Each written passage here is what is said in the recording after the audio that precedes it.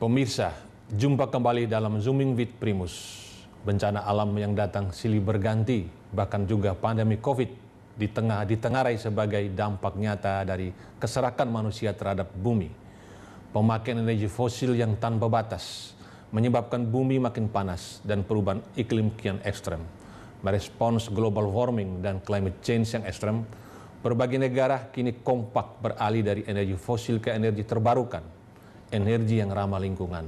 Dan salah satu respons paling mencolok adalah mobil listrik yang pengembangannya sudah membawa dampak positif bagi ekonomi Indonesia.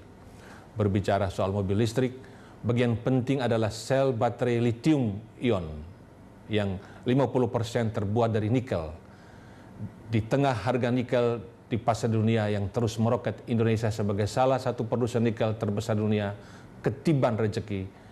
Dengan cadangan biji nikel 3,57 miliar ton, Indonesia pun berani menghentikan ekspor nikel mentah sejak awal 2020 dan siap menghadapi gugatan Eropa yang sebelumnya menikmati nikel Indonesia. Indonesia bertekad membangun pabrik baterai berskala besar untuk memasok kebutuhan dunia. Pabrik baterai lithium telah mendapat komitmen investasi senilai 4 miliar dolar atau setara 56 triliun rupiah.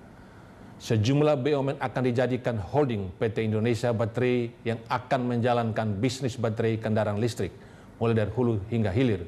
Pemerintah pun mengajak para pengusaha dunia untuk berinvestasi di Indonesia. Pembangunan pabrik baterai ini akan dipimpin Inalum, PT Aneka Tambang Tbk bersama dengan PT Pertamina dan PLN. Bahkan kabarnya akan menggandeng pemain global Tesla untuk melihat prospek mobil listrik di Indonesia, pembangunan pabrik baterai lithium, dan prospek pembentukan holding baterai yang menjadi topik diskusi kita hari ini. Sudah hadir 3 narasumber. Pertama, Bapak Arya Sinulinga, juru bicara Kementerian BUMN. Kemudian Bapak Agus Cahyana, Ketua Tim Kerja Percepatan Pengembangan EV Baterai BUMN, dan juga Komisaris Utama PT Mind ID, dan Bapak Daniel S. Purba, SVP Strategy and Investment dari PT Pertamina Persero. Selamat siang Pak Arya. Selamat siang Bang Primus. Salam sehat Pak. Ya. Siap. Ya. Selamat siang juga Pak Agus. Salam sehat. Selamat siang, salam sehat. Ya. Juga selamat siang Pak Daniel. Salam sehat. Salam sehat Bang Primus. Ya. Mudah-mudahan pandemi cepat berlalu dan Indonesia luar biasa mau menjadi pabrik baterai terbesar di dunia. Nah, kita kepingin tahu nih pembentukan holding perusahaan nih, bagaimana persiapannya. Kita dengar barangkali sekedar penjelasan dari lebih dulu dari juru bicara BUMN. Silakan Pak Arya Sinulinga. Ya, baik, terima kasih. Ini EV baterai ini adalah hal yang menarik bagi kita ya. Kita ingat dulu zamannya Pak Harto, kita punya yang namanya bumi minyak. Kita punya sumber daya alam namanya bumi minyak.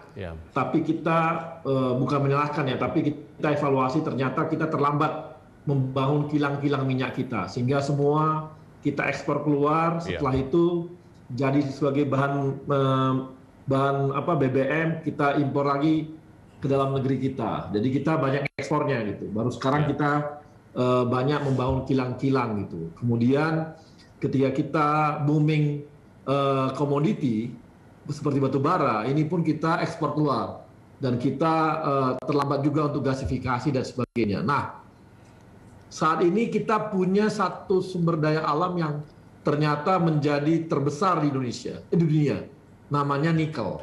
Inilah nikel, dia sangat besar di Indonesia, terbesar di dunia.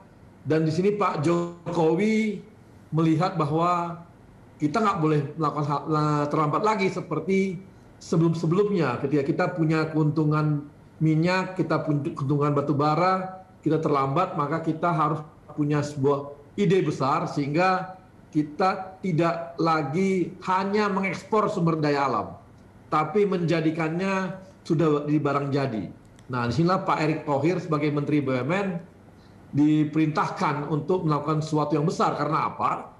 Karena kita BUMN ini memiliki sumber daya alamnya. teman-teman di Antam adalah pemilik terbesar sumber daya alamnya. Kemudian di samping itu Inalum juga seperti itu yang memang induknya Antam.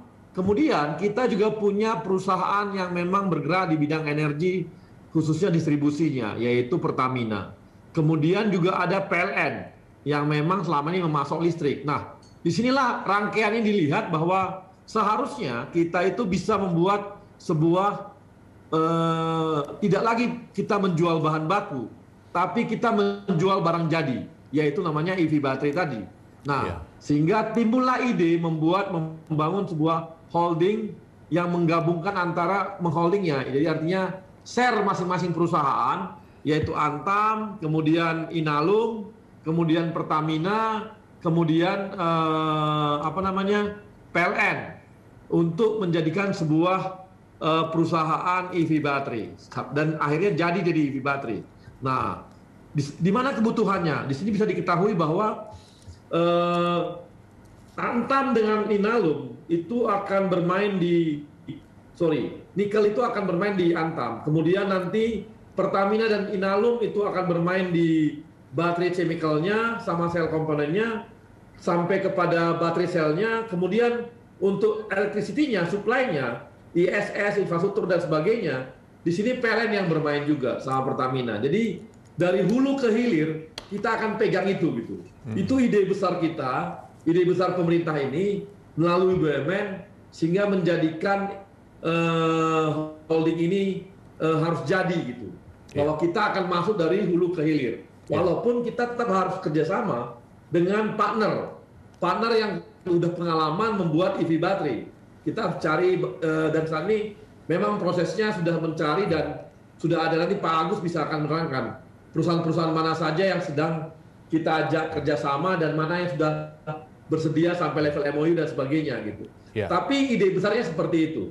Dalam prosesnya saat ini mungkin nggak akan lama lagi EV baterai akan holding ini akan jadi.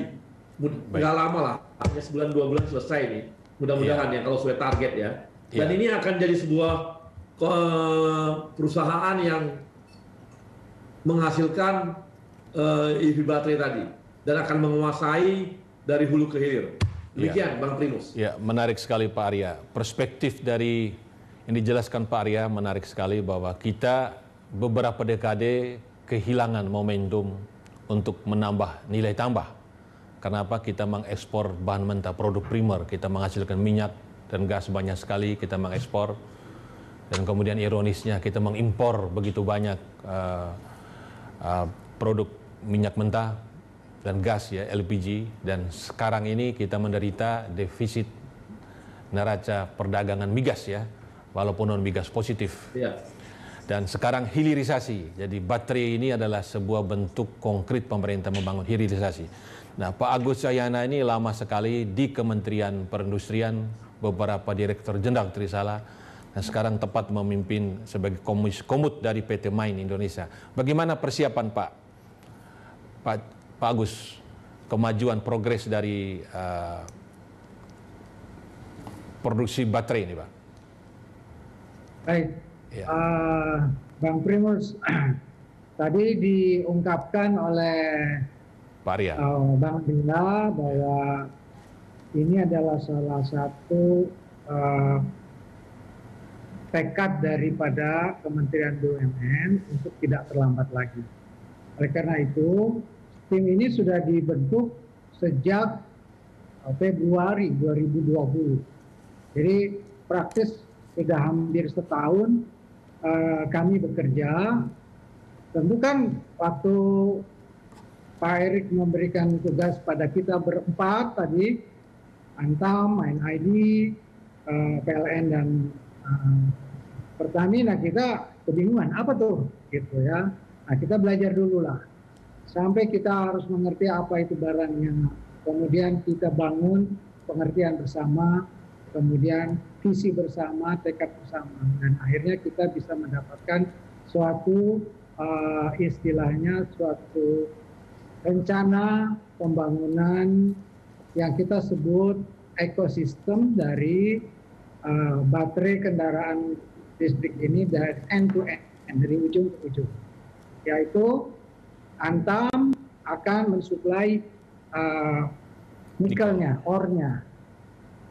Kemudian akan diproses dan kemudian dibuat menjadi nikel sulfat, dan ada kobalt sulfat, kemudian akan diproses menjadi prekursor, diproses menjadi katoda, diproses kembali menjadi shell, diproses menjadi baterai. Jadi itu ada rangkaiannya, dan setiap rangkaian itu satu pabrik. Itu satu pabrik. Tidak dilakukan oleh di dalam satu pabrik saja. Jadi merupakan suatu value chain. Nah, dari tahun 2020 awal itu kita mulai mengerti. Tentu kalau kita mau membuat baterai, nanti siapa yang mau beli kan? Gitu. Yeah. Bang Primus tahu kalau jumlah dari kendaraan listrik di kita kan belum banyak, gitu ya. Yeah. Masyarakat juga belum tahu apa itu kendaraan listrik. Nah, dari situ kita masuk ke tahap berikutnya. Kita sadar kita punya baterai, kalau kita tidak proses, kita punya nikel, kalau tidak proses ya tetap aja seperti itu. Nah, kita harus cari mitra. Mitra yang bagaimana? Mitra yang mengerti teknologi, ya kan? Beberapa teman-teman di kementerian, di BPPT sudah pandai membuat baterai, tetapi tetap masih dalam skala kecil. Nah, kalau kita bicara di dunia ini, ya kita harus berbicara dalam jumlah yang besar. Yeah. Nah, oleh karena itu kita mulai mencari siapa mitranya. Nah, kita mendapatkan list, kita lihat ada 11 jago-jago baterai di dunia. Nah, itu kira-kira 5-6 bulan yang lalu, dan kita dapatkanlah mereka, kita approach satu-satu. Ya, approach satu-satu. Nah, dari ke-11 itu ada yang bilang, kita nggak tertarik. Kita sudah punya pabrik yang cukup. Nah, paling tidak ada 2 yang sudah sangat serius, dan kita sudah bekerja sama dengan mereka. Hampir tiap minggu kita berdiskusi untuk membangun bagaimana sistem itu, dan mungkin ada satu pendatang baru yang juga sudah mulai intens bertanya-tanya ya. Yeah. Saya kira itu. Jadi itu proses hampir 6 bulan lah ya. Iya. Kalau demand nanti kita bahas yang lain ya. Tapi kita lihat dari sisi bagaimana Indonesia, BUMN ya, pemerintah mau membangun pabrik baterai ini. Jadi sampai hari ini Pak Agus sudah sampai tahap mana nih? Itu kan lokasinya di Morowali semua ya. Jadi nikel-nikel dari PT Antam semua ke sana. Nanti pabrik baterai dibangun juga di lokasi yang sama, begitu? Ceritanya begini, yang di Morowali itu punya orang, Pak. Oh, yang punya Antam itu adanya di Buli. Ya, jadi di Serang, di Buli. Buli itu di Sulawesi? Sulawesi ya. Nah, kemudian kita juga menyiapkan di Konawe juga. Ya, kalau Konawe itu kira-kira tendakaan lah sama Morowali, ya, tetangga. Nah, teman-teman mitra-mitra yang tadi itu kita akan persilahkan mereka untuk mendalami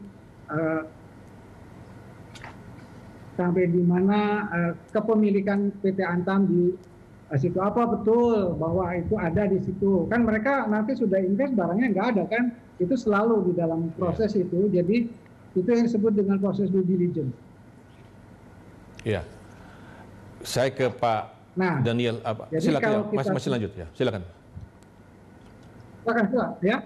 Jadi dari proses itulah kemudian nanti kita akan mengetahui tahap-tahap selanjutnya, ya berapa besar kapasitas yang akan kita bangun, kemudian bagaimana tahapan selanjutnya dan berapa kira-kira investasi dan sebagainya. Silakan. Iya Pak. Pak Daniel, ini bagaimana keterlibatan Pertamina dalam rencana pembentukan holding baterai ini, Pak?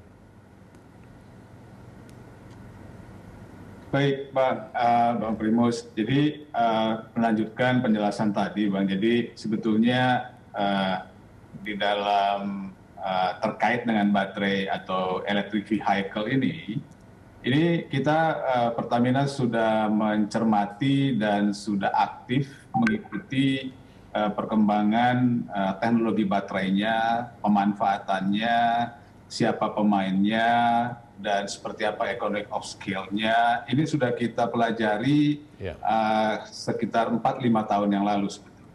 Jadi ini bukan hal yang sangat baru bagi Pertamina.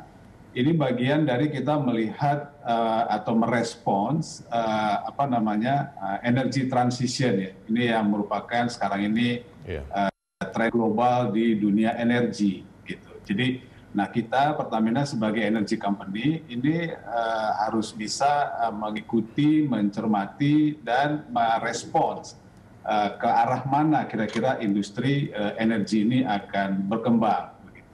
Jadi kita sudah melihat bahwa di Eropa memang sudah lama berkembang, ekosistemnya sudah lumayan well established gitu ya, dan kita baru mulai, dan ini memang bukan hal yang sederhana sebetulnya dalam kita membangun ekosistem untuk electric vehicle di Indonesia. Jadi kita sudah memetakan seperti apa, dan kita sudah juga memasukkan peluang bisnis battery atau electric vehicles ini di dalam master plan kita, Bang Primus. Jadi Pertamina sudah mengincorporate ini dalam RJPP kita, gitu, supaya kita ini sebagai perusahaan energi ini bisa tetap sustain, begitu ya. Kalau nanti katakanlah in 20 atau 30 years nanti mungkin semua kendaraan sudah beralih ke baterai, gitu, tidak lagi menggunakan bahan bakar minyak seperti yang sekarang. Nah, ini kita juga Pertamina sebagai energy company itu bisa tetap berkontribusi, kita bisa tetap sustain sebagai perusahaan. Jadi dari sisi research kita sudah lakukan 4-5 tahun terakhir mendalami, dan kita paham betul teknologi baterai ini sejak asal muasalnya dulu gitu ya, perkembangannya sampai sekarang ini kita sudah mengikuti, dan saat ini tidak bisa lagi kita tahan lagi gerakan global ini di mana electric vehicle sudah menjadi bagian dari kehidupan dunia begitu ya. Jadi kita sebagai bangsa juga supaya bisa relevan, kita juga harus tetap bisa merespons perkembangan yang ada seperti itu. Jadi sekali lagi ini bagian dari pertumbuhan atau perkembangan di dunia energi, Bang Primus. Ya, jadi Pertamina nanti terlibat penuh dalam proses produksi, ikut terlibat dalam produksi ini baterai. Ya, seperti tadi Pak Agus sampaikan, itu sebetulnya ada 7 tahapan dalam proses value chain-nya ya untuk menjadi dalam ekosistem baterai. Jadi mulai dari pertambangan nikelnya, kemudian pengolahan nikelnya, di refining gitu, kemudian ada istilahnya itu pembangunan precursor plant-nya, kemudian ada cathode plant-nya, kemudian ada battery cell, kemudian masuk ke battery pack, sampai ke recycling-nya, Pak. Jadi ini satu end-to-end ya, dari bahan baku sampai ke recycle-nya. Gitu. Nah, Pertamina nanti kita akan lebih banyak fokus di pembangunan precursor plant, cathode plant, dan juga battery cell dan battery pack. Gitu. Kita melihat nanti ke depan mungkin recycle-nya seperti apa. Nah, ini hal lain lagi. Tapi sekarang ini kita lihat kompetensi kita itu kita akan masuk aktif gitu ya di 4 bagian dari value chain dari 7 yang ada. Gitu, kira-kira. Iya. Pemirsa, ternyata ada selain pabrik yang cukup heboh di Morowali itu, ternyata juga ada rencana BUMN membentuk pabrik baterai ini. Untuk mendalami lebih jauh, jangan kemana-mana, kami segera kembali setelah jeda berikut.